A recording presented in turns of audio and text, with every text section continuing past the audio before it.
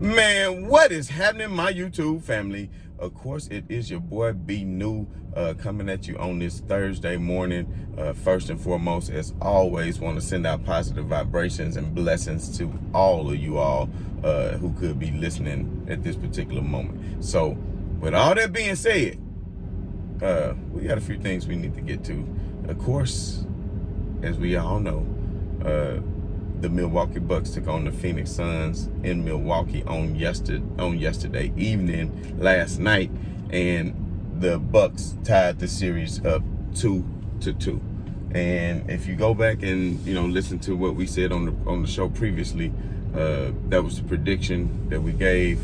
I know my pockets are just a tad bit fatter due to these two games, but I just had a good feeling that Milwaukee was going to tie this series up when they went back home. But I won't lie, I was a little bit nervous last night just because it just looked like Phoenix had control of the game for most of the game. They were shooting at a much higher clip than what Milwaukee was shooting at, and they actually shot a higher percentage than Milwaukee and hit, I want to say, about the same amount of threes, if I'm not mistaken. But, what ultimately led to the downfall of Phoenix was, of course, the poor play of Chris Paul on the offensive end. He didn't really get much going at all. And then also just the way that Middleton did his thing. Middleton did his thing last night. And I said prior to this that role players at home step up, right? Let's just recap what I said. I said role players at home step up and they play better.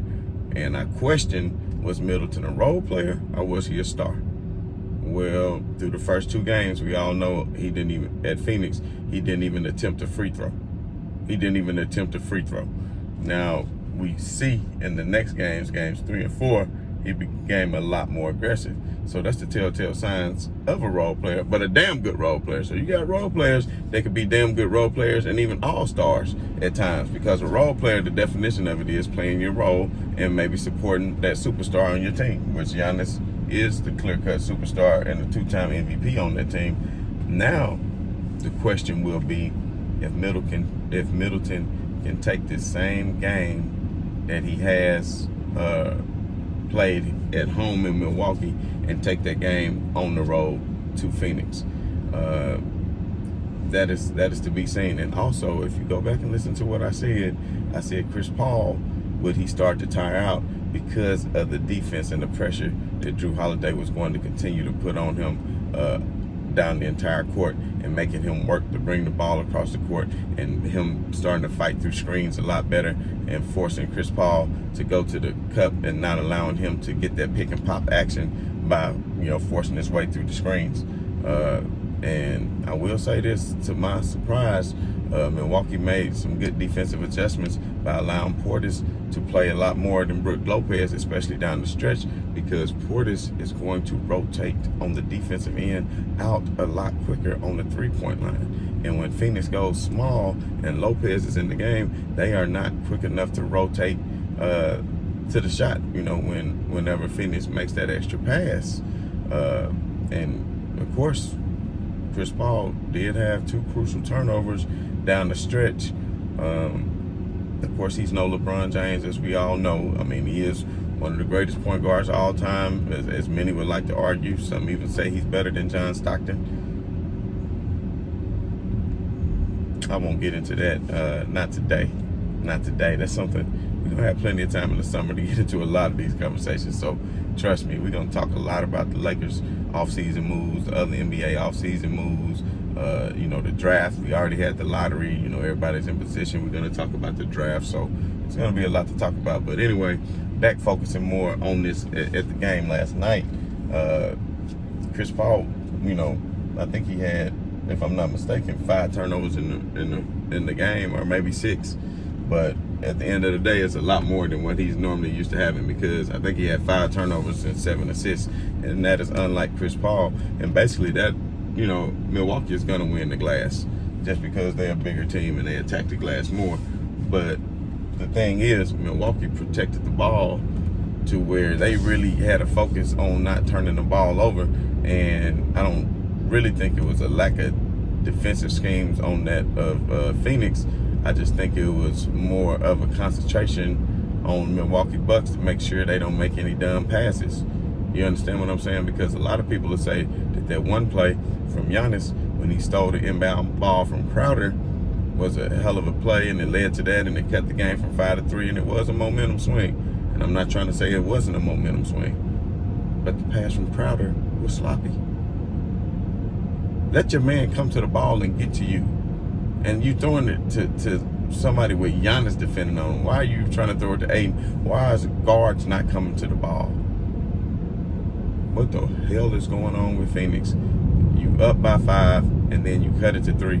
If you could have got that possession, pushed it up to 7, maybe even 8 if you hit a 3, quiet down the crowd, who knows? But that was a big momentum swing. And then I have to touch on this.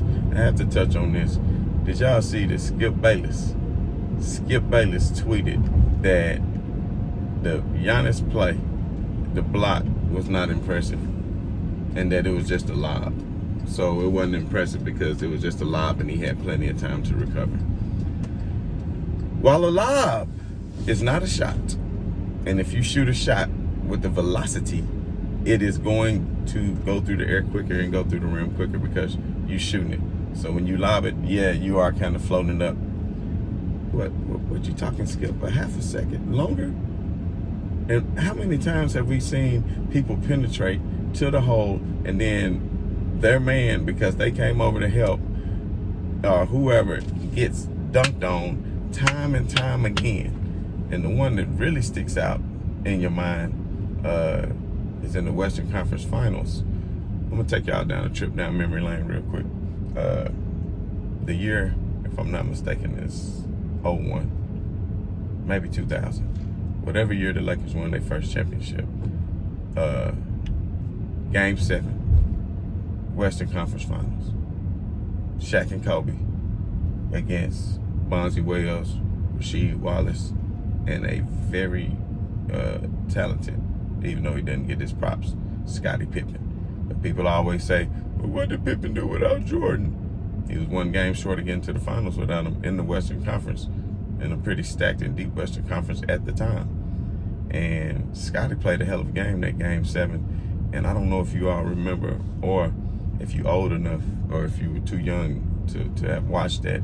If you can try to dig it out the archives and find it, you'll get a quite treat of a game, because that is the iconic game of when Kobe threw that lob up to Shaq, and Shaq did it, and he ran down court, and he had that look on his face because even he couldn't believe it. And that was a hell of a game. Portland was up by 15 or 16 the majority of that game, and the Lakers came back. Portland went ice cold in that fourth quarter from what I remember. They went ice cold. I won't say they gave away the game. It wasn't really the Lakers defense from what I remember. It was just more Portland was just going ice cold from the perimeter, and they weren't really moving around. I don't know if they started to get nervous, but they still had an opportunity at the end. And I want to say Steve Smith was on that team. And Smitty, when he went to the hole, I'm just going to tell everybody, and I try to be unbiased as I can, they did not call that foul. I think Portland, that game should have went to overtime ultimately, but it did not. And we all know the rest is history as Shaq and Kobe went on the three-peat. So anyway, I brought that up because of that lob between Shaq and Kobe. So with that lob, nobody could rotate back and get up as high. Like, think about how high Shaq was when he caught that lob. Now, Aiden catching the lob up here, I understand what Skip is saying. Did he even really catch it? Did he just break up the lob, or was it a really block? Now, if you wanted to argue that point, then say that, Skip. But you saying it wasn't impressive because it was a lob, man, that's BS, Skip. Give this man his props.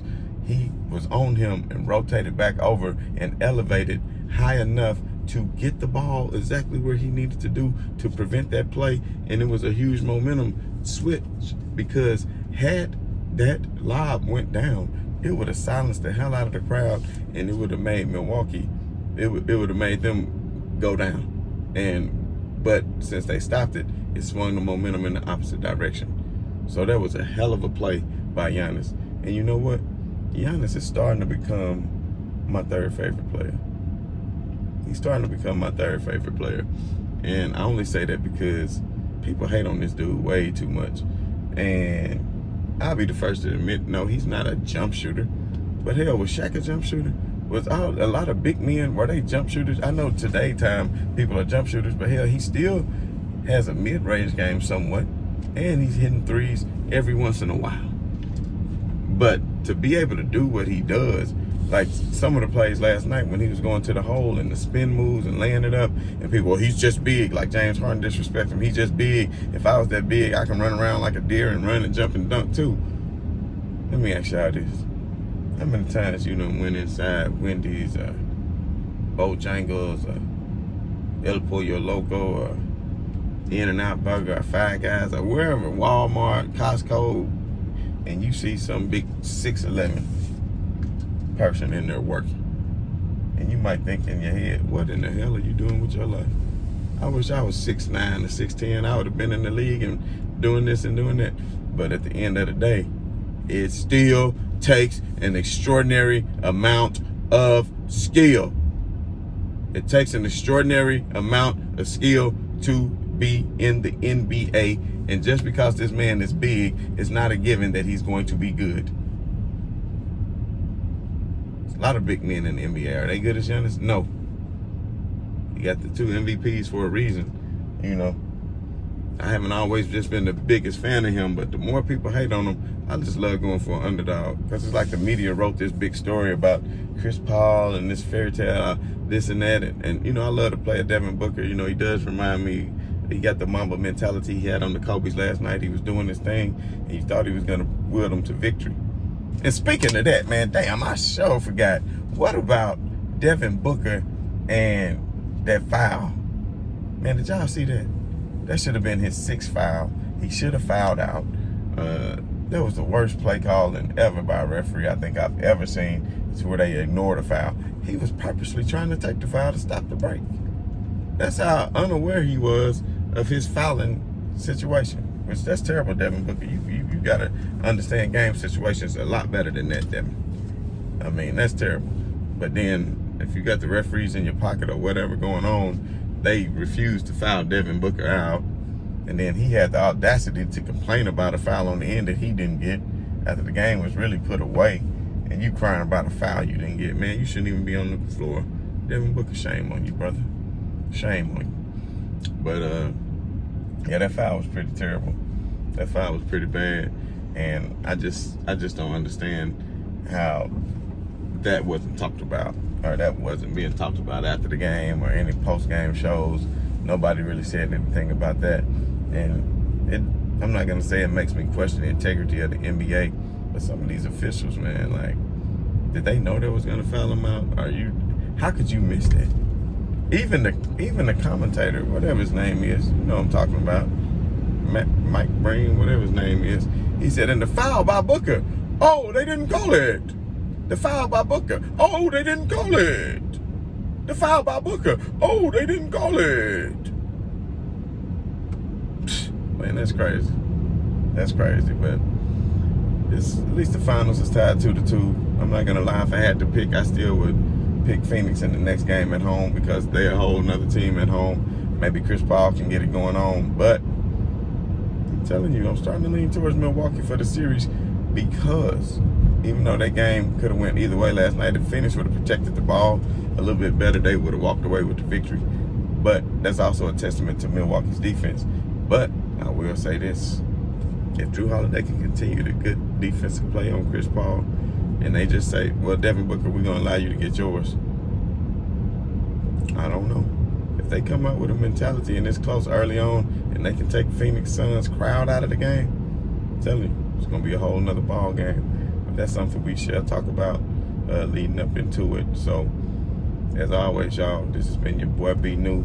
I just want to say right on to the real and much love to these haters, man. I'm up out.